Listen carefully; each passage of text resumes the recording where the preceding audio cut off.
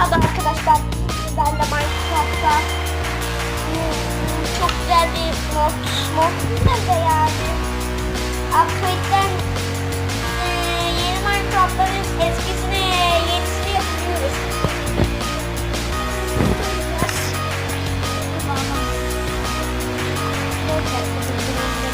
Efe sen de bence.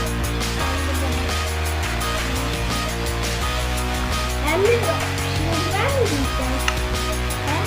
Hayır. Yanımızda Efe var şu anda. Ben internet çekmiyorum.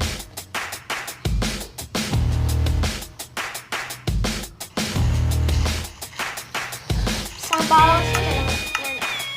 Ben oynayabiliyorum.